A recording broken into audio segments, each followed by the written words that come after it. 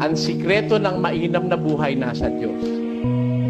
Walang nakakaalam nung kundi ang Diyos. Siya gumawa sa atin eh.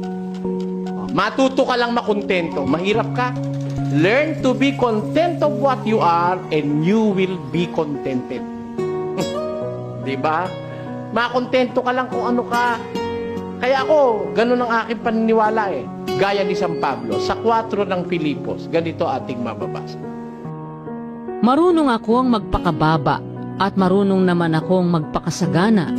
Sa bawat bagay at sa lahat ng bagay ay natutuhan ko ang lihim, maging sa kabusugan at maging sa kagutuman, at maging sa kasaganaan at maging sa kasalatan. Ayun.